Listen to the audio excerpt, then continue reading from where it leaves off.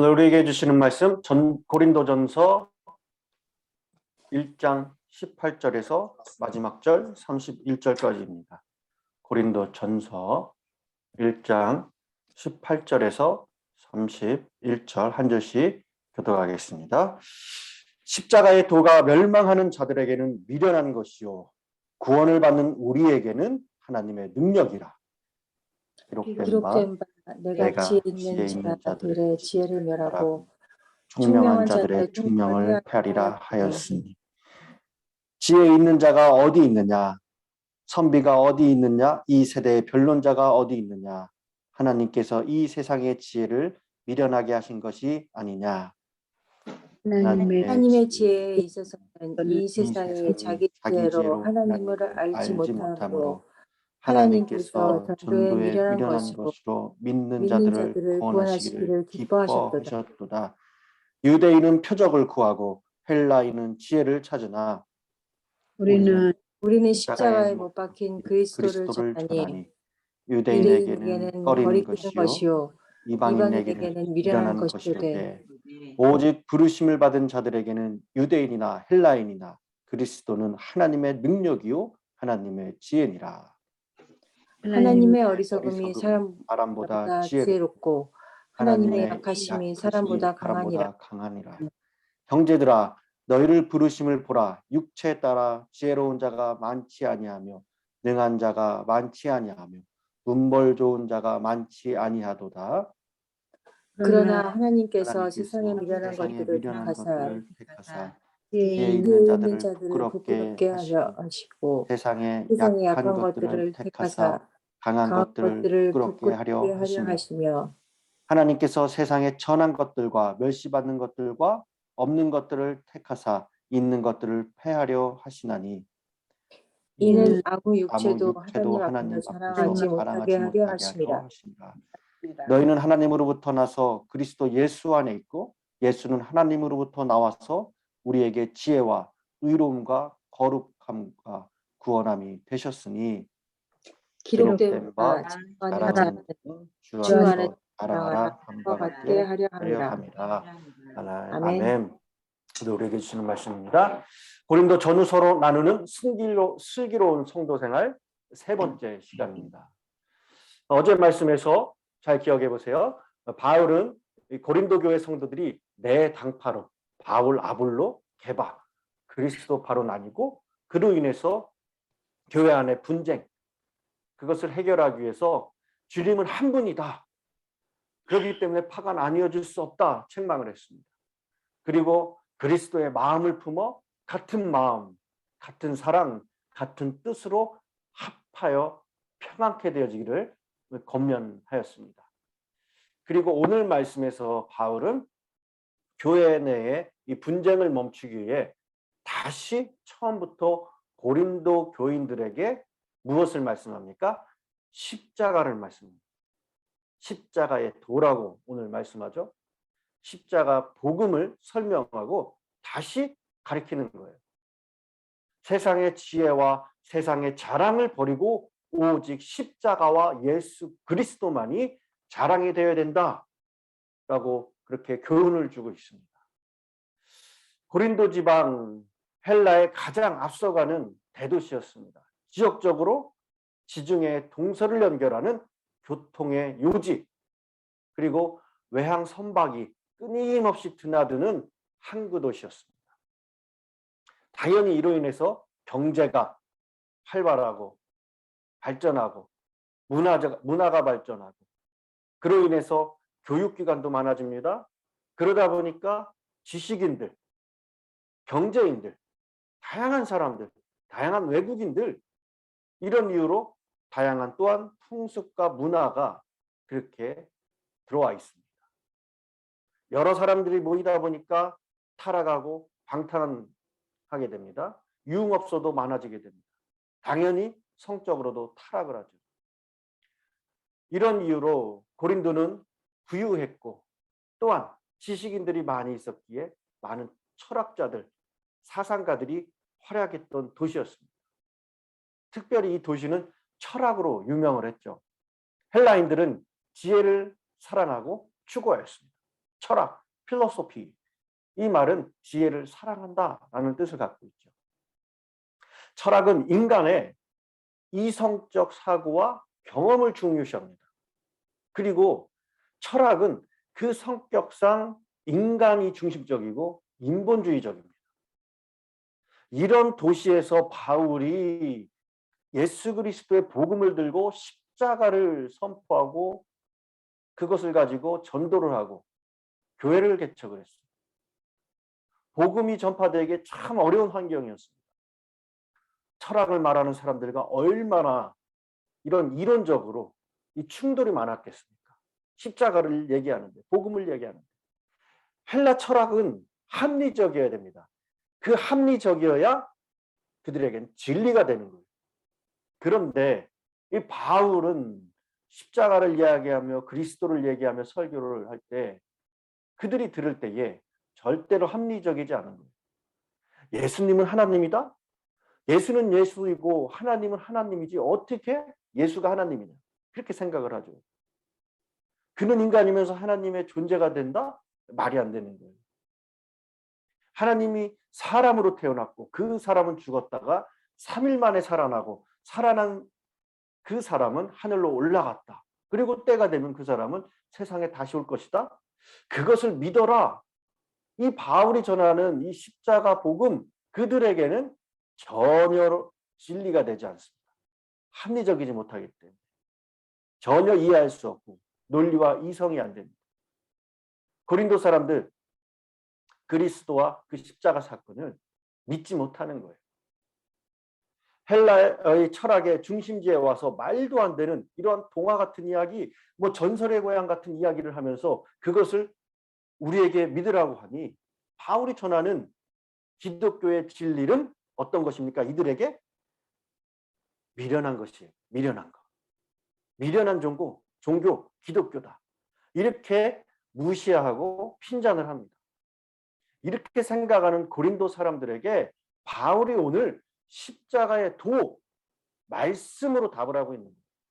오늘 읽었던 첫 번째 18절 말씀에 보면 이 십자가의 도는 멸망받을 사람에게는 미련한 것.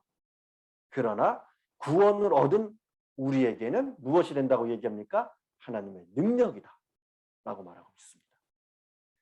십자가의 도에서 도라는 이 원어의 뜻은 말씀이라는 뜻이에요. 말씀.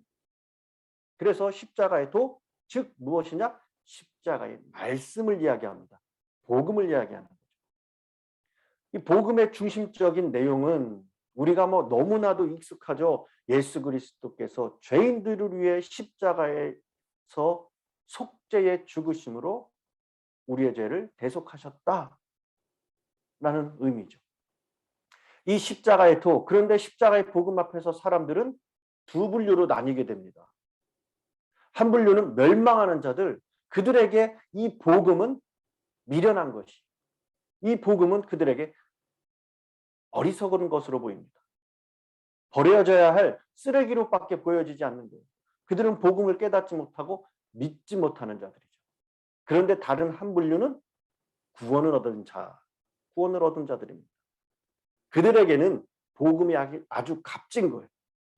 하나님의 그것이 능력이 됩니다. 그들은 자신들의 죄를 깨닫고 그래서 예수님의 그 대속의 소식을 듣고 철저하게 회개하고 감사한 마음으로 그 복음을 받아들이고 구원을 얻은 자들이라는 거예요. 십자가의 도는 이렇게 구원과 멸망의 갈림길이 됩니다. 믿는 자는 구원을 얻고 믿지 않는 자는 멸망이 된다. 우리가 잘 알고 있습니다. 십자가, 로마 제국 형틀의 십자가는 수치와 모욕의 상징. 그렇기 때문에 지혜를 추구했던 헬라인들에게 십자가에 달린 그리스도를 믿으라 라는 말은 당연히 어리석은 것입니다. 또한 눈앞에 기이한 표적을 보이기 원하는 유대인들이 볼 때 도무지 믿을 수 없어요. 표적이 일어나지 않습니다. 기적이 일어나지 않았습니다. 십자가의 예수는 그들을 로마에서 속박해서 해방시킬 메시아와는 그렇기 때문에 거리가 멀었던 거예요. 돈과 지위를 삶의 능력으로 삼고 온갖 지식의 삶을 또한 지혜로운 그 말을 하는 고린도 사람들에게 십자가의 복음은 미련한 것이었어요. 그러나 바울은 그들의 지혜가 어떻다고 선언합니까? 어리석다라고 하는 거예요. 그들의 지식과 지혜가 하나님을 알지 못하기 때문이다라는 거예요. 알지 못한다. 여러분, 참된 지식이란 하나님을 아는 거예요. 하나님을 아는 지식입니다. 21절에 하나님의 지혜에 있어서는 이 세상이 자기 지혜로 하나님을 알지 못한다고 하죠. 그렇습니다. 세상 지혜로 하나님을 알 수 없어요. 세상에서 아무리 뛰어난 지혜를 가진 사람이라 하더라도 그 지혜를 가지고 하나님을 찾아갈 수 없습니다. 이 세상 그 어떤 지혜를 가진 자 하더라도 여러분 영생의 길을 찾아갈 수 없어요. 그래서 하나님께서는 우리 인간의 지혜가 아닌 하나님의 지혜의 한 방법으로 우리에게 보여주신 것이 바로 오늘 말씀은 십자가라는 거예요. 십자가. 이 십자가를 통해서 영원한 생명을 얻게 된다는 것은 세상의 지혜로 한다면 어리석은 거죠. 어떻게 죄인을 처형하는 그 십자가가 영원한 생명을 주는 것이 될 수 있느냐. 그런데 거기에 인류를 구원하는 능력이 있는 것입니다. 가장 잔인한 십자가의 형틀 위에 하나님의 아들이 못 박히심으로써 우리 모두를 죄와 죽음에서 구원하셨다. 이것을 세상 지혜가 어떻게 이해를 할 수 있겠느냐라는 거예요. 십자가를 통하여 구원을 받는다는 것은 정말 어리석은 것밖에 되지 않는다는 것입니다. 그런데 하나님께서는 그 십자가를 우리에게 보여주셨어요. 그 십자가를 믿음으로 영원한 생명을 얻는다고 말씀하십니다. 우리 인간의 지혜나 머리로는 이해할 수 없지만 하나님께서는 그 방법으로 무엇을 해주신 거예요? 구원을 베풀어 주신 것입니다. 구원의 길을 열어주신 거예요. 바로 이런 이유 때문에 바울은 내일 나눌 말씀이지만 2장 2절에서 예수 그리스도와 그가 십자가에 못 박히신 것 외에는 아무것도 알지 아니하기로 작정했다고 선언합니다. 바울은 하나님의 진정한 지혜와 진정한 능력이 예수 그리스도의 십자가 위에서 나타났다는 사실을 확실히 믿었습니다. 여러분도 믿으시기 바랍니다. 오늘 우리에게 십자가는 과연 어떤 것입니까? 어떤 의미와 이유입니까? 그냥 목에 걸고 다니는 목걸이, 손에 끼는 그냥 반지, 귀에 거는 귀걸이, 혹은 집안에 차 안에 두는 모형의 일종의 장식물은 아닙니까? 아니, 그 의미를 너무나도 잘 알고 있지만은 무뎌져서 그것을 볼 때 이젠 아무런 감정과 느낌조차 때로는 들지 않습니다. 십자가 사형틀입니다. 악질의 흉악범이 처형당하는 그 사형틀. 인류 역사상 가장 잔인하고 살벌한 것이 십자가형입니다. 그래서 두려움과 수치, 저주와 고통의 상징이죠. 그리고 로마인과 헬라인들에게는 최대의 조롱거리입니다. 그런데 이 십자가에서 하나님의 아들인 예수 그리스도께서 그 잔인한 사형틀에서 죽었습니다. 그것은 그냥 사형틀의 십자가가 아니라 대속의 십자가예요. 인간의 죄를, 여러분의 죄, 저의 죄, 나의 죄를 짊어지시고 돌아가신 십자가라는 거예요. 여러분, 십자가는 하나님의 지혜와 능력이 그 안에 고스란히 들어가 있는 하나님의 무엇입니까? 구원의 방법입니다. 그렇기에 구원받은 우리에게 자랑은 세상에서 썩어질 것이 아니라 십자가의 도만, 항상 자랑하시는 슬기로운 성도들 생활 되시기를 간절히 축원합니다. 여러분은 십자가에 달려 돌아가시고 3일 만에 부활하신 예수님을 여러분 왜 믿으십니까? 십자가의 도를 여러분들 왜 믿으십니까? 각자의 여러 가지 교회를 다니고 또는 예수님을 영접한 이유가 있겠지만은 여러분 가장 근본적인 이유는 우리가 예수를 믿는 이유 구원을 받기 위해서예요. 구원을 받기 위해서입니다. 다른 여러 가지 그 이해 것들은 부수적인 것들입니다. 그렇기 때문에 우리가 예수를 믿는 이유는 병 고침만을 받기 위해서 예수를 믿는 것이 아니고, 사업이 잘 되기만을 위해서 예수를 믿는 것이 아니고, 자녀들의 출세와 또한 가정의 성공만을 위해서 믿는 것이 아니고, 여러분, 구원을 얻기 위해서 믿는 거예요. 구원을 얻기 위해서. 여러분에게 십자가의 도는 과연 여러분들 미련한 것인가요? 아니면 구원을 얻는 능력이십니까? 내게는 오직 십자가만이 하나님을 아는 지혜요 능력의 주님이라고 또는 당당하게 고백하십니까? 우리는 십자가의 도를 믿어 구원을 받았습니다. 구원을 얻었습니다.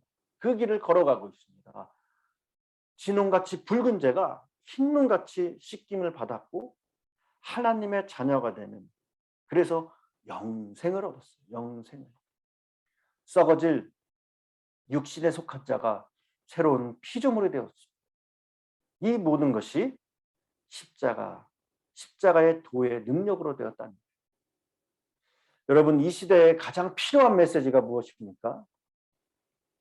주 예수를 믿으라. 그리하면 너와 내 집이 구원을 얻으리라. 구원을 얻으리라. 여러분, 먹을 것, 요즘 시대 마실 것이 없어서 문제가 아니에요. 영혼이 죄 사함 받고 구원받는 게 무엇보다 중요합니다. 꼭 기억하시기 바랍니다. 우리 주변에 아직 이 길을 걸어가지 못하는 분들이 있다면 오직 십자가만이 살 길이다. 우리가 선포하기로 합니다. 그런즉 십자가의 도를 주신 하나님께 우리가 또한 감사하는 마음으로 구원의 능력과 지혜이신 예수 그리스도를 전하는 증인들로 오늘 하루 슬기로운 그러한 성도 생활 되시길 바랍니다. 그래서 나뿐만이 아니라 내 주변에 죽어가는 그 영혼들을 위해서도 우리가 전도하고 복음을 선포할 수 있고, 예수 그리스도의 십자가가 무엇인지 다시 한번 내가 먼저 철저히 깨닫고 그 앞에 복종되어지고 내가 죽고 그것으로 인하여서 또한 다른 영혼을 살릴 수 있는 그러한 귀한 사역을 감당하시는 저와 여러분이 되시기를 간절히 축원합니다. 기도하겠습니다. 거룩하신 하나님 아버지, 저희를 사랑해 주신 은혜에 감사드립니다. 주님께서 십자가를 지시고 저희를 위하여 살이 찢기시고 피를 흘리셨습니다. 그러나 때론 저희들 그 의미를 알지 못하고 그 십자가의 도를 의심하고 때론 무모함이라고 생각했던 때도 있었습니다. 저희들의 이러한 영적 무지와 교만을 용서하여 주옵시고, 이제 이 십자가가 지닌 능력을 의지하여서 그 십자가를 붙들고 살아가게 하여 주시옵소서. 그리하여 불안이 있는 곳에 평안을 주시고 죄가 있는 곳에 죄사함의 은총을 베풀어 주옵시고, 죽음의 권세를 무서워 떠는 자들에게는 영원한 소망을 갖게 하여 주시옵소서. 주님, 저희들 광야 같은 삶을 걸어가는 저희들 인생입니다. 십자가의 보혈로 약한 것들과 질병과 연약한 삶을 주님 치유하여 주시옵소서. 오직 주님의 십자가만 바라보기로 합니다. 주님의 십자가만 자랑하기로 합니다. 저희들을 주님의 보혈로 인쳐 주시옵소서. 세상에 죄를 지고 가신 주님을 찬양하며 또한 저희들 때문에 십자가에 달리사 피 흘려 주신 그 주님, 그것을 생각할 때마다 날마다 우리의 삶에 감격 있게 해주시고 기쁨 있게 해주시고 감사가 넘쳐날 수 있게 하여 주시옵소서. 감사드리며 예수님의 이름으로 기도드렸습니다. 아멘.